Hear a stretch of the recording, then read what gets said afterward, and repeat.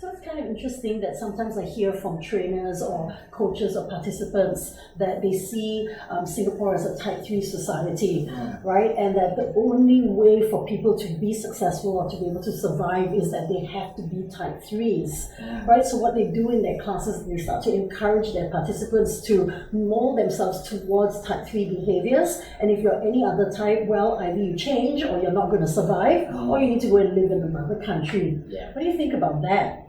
Well, it's quite interesting as well. In my class, a lot of people say, okay, so Granville in this industry, and I'm going to give that example, right? Like, for example, many people come from the insurance industry, ask this question, what are the kinds of types we should recruit for our agency, right? And the perception was, okay, let's get those who are high energy, let's get those who are action takers or go-getters, and they perceive that it would be the type 3 whom they should recruit. Now, initially, I must admit, a few years ago, I had that perception that because these are the go-getters, these are the guys who just work tirelessly, and it might be probably the right people to recruit. But you know, this was a misnomer, especially last year when we had a certification class.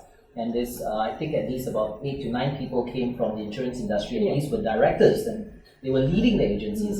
The best part, we found a type 2, we found a type 3, we found a type 5, we found a type 7, we found a type 8, and there was a type 9. Exactly. And they were all leaders in their own industries and doing very, very well.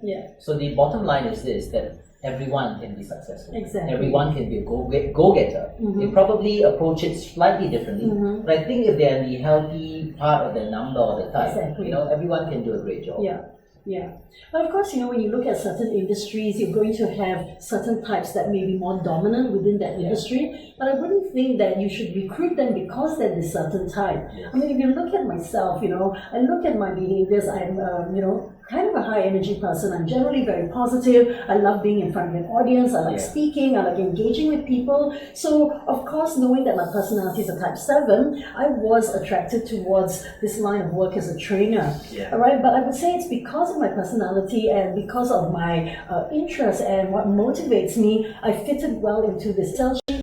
But we have a common friend who's also a type 7. But if your interest lies, she does audit, she does accounting, she loves her Excel sheets. I mean, for the life of me, I couldn't imagine myself doing something like that. But if your interest lies in that area, then I would say it doesn't matter what type you are, you could go into anything as long as at the end of the day, if you're passionate about it. Right? And the other one is, I don't think we should be stuck to our types. For example, as a 7 you should do this, as a 3 you should do this. Because again, we have combinations of numbers, right? If you look at the profiles that we use, you can see which high numbers you hold. And I think that gives us some evidence as to which areas you have some kind of predisposition towards, or which advantages you hold in terms of doing certain things.